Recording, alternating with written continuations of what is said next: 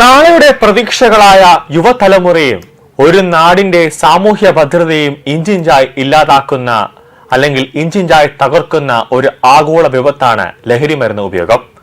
ഐക്യരാഷ്ട്ര സംഘടനയുടെ ആഹ്വാനപ്രകാരം എല്ലാ വർഷവും ജൂൺ 26 നാം രാജ്യാന്തര ലഹരി വിരുദ്ധ ദിനമായി ആചരിക്കും.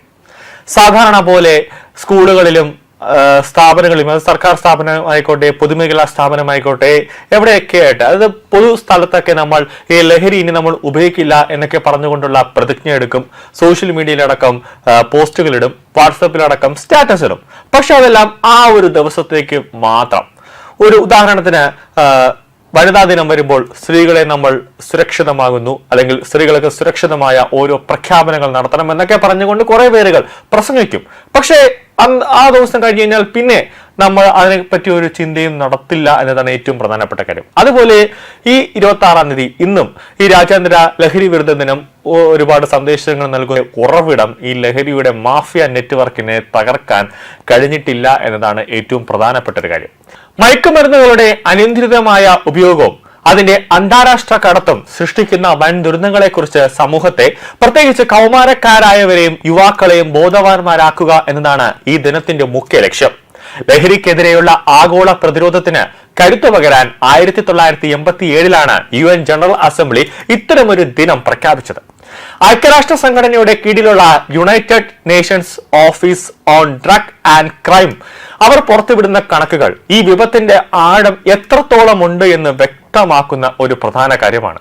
നമുക്ക് ഈ ലഹരിയെ തകർക്കണം അല്ലെങ്കിൽ തടയണമെന്ന് നമ്മൾ നാഴികയ്ക്ക് 40 വട്ടം പറഞ്ഞുകൊണ്ടിരിക്കുമ്പോഴും ഇതിനെ തകർക്കാനുള്ള ഒരു ശക്തമായ ഒരു നീക്കം നമ്മൾ നടത്തുന്നില്ല എന്നതാണ് ഏറ്റവും പ്രധാനം. ഓരോ സ്ഥലത്തും കാട് ഇളക്കിക്കൊണ്ടുള്ള ഒരു പരിശോധന മാത്രം നടത്തിയാൽ പോല, അത് ചിലപ്പോഴൊക്കെ കള്ളൻ കപ്പലിൽ തന്നെ ഉണ്ടാകുമെന്ന കാര്യം ഈ പരിശോധിക്കുന്നവർ മനസ്സിലാക്കിയാൽ നന്നാകും. ലോകമെമ്പാടും 31 കോടിയിലേറെ മനുഷ്യർ നിലവിൽ ഏതെങ്കിലും തരത്തിലുള്ള ലഹരി മരുന്ന് ഉപയോഗിക്കുന്നുണ്ടെന്നാണ് അമേരിക്കൻ റിപ്പോർട്ടുകൾ സൂചിപ്പിക്കുന്നത്. കഴിഞ്ഞ ഒരു പതിറ്റാണ്ടിനിടെ ലഹരി മരുന്ന് ഉപയോഗിക്കുന്നവരുടെ എണ്ണത്തിൽ 28% വർധനമുണ്ടായിരിക്കുകയാണ്.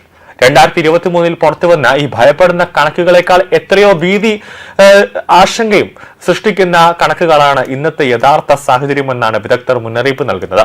പരമ്പരാഗത ലഹരി വസ്തുക്കൾക്ക് പുറമെ സിന്തറ്റിക് ലഹരി മരുന്നുകളുടെ വ്യാപനമാണ് ആഗോളതലത്തിൽ ഇന്ന് ഏറ്റവും വലിയ പ്രതിസന്ധി സൃഷ്ടിക്കുന്നത്.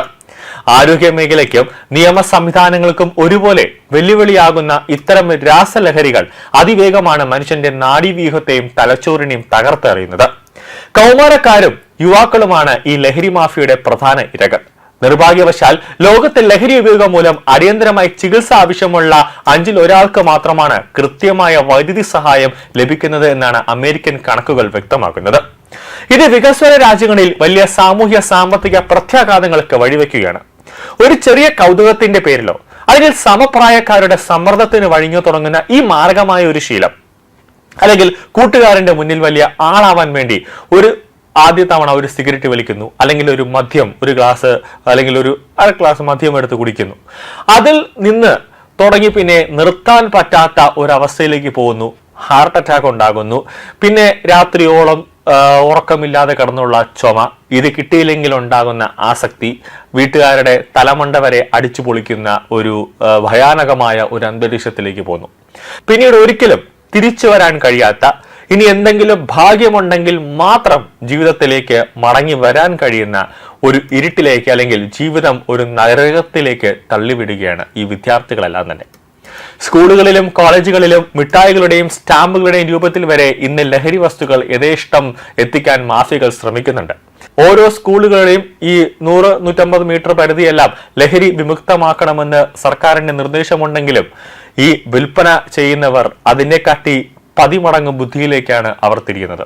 ഒന്നേ ലോട്ടറി കച്ചവടം, അല്ലെങ്കിൽ കരിക്ക് വിൽപ്പനയുടെ മറവിൽ, അല്ലെങ്കിൽ സ്കൂൾ ബുക്ക്, അതായത് നോട്ട് ബുക്കുകൾ, പേന, പെൻസിൽ, ഫോട്ടോസ്റ്റാറ്റ് ഉൾപ്പെടെ അതിന്റെ മറവിലേക്ക്, അല്ലെങ്കിൽ ഹോട്ടലുകളുടെ മറവിലേക്ക്, ഇങ്ങനെ വലിയ രീതിയിൽ ഇവർ ഇത് വിൽക്കുമ്പോൾ ഇവർക്ക് കിട്ടുന്നത് ഒരു ദിവസം തന്നെ ഇവർക്ക് ഒരു 10-20,000 രൂപ അല്ലെങ്കിൽ 30,000 രൂപ ഈ ലഹരി വിൽപ്പനക്കാർക്ക് കിട്ടുന്നുണ്ട് എന്നതാണ് ഏറ്റവും പ്രധാനപ്പെട്ട ഒരു കാര്യം.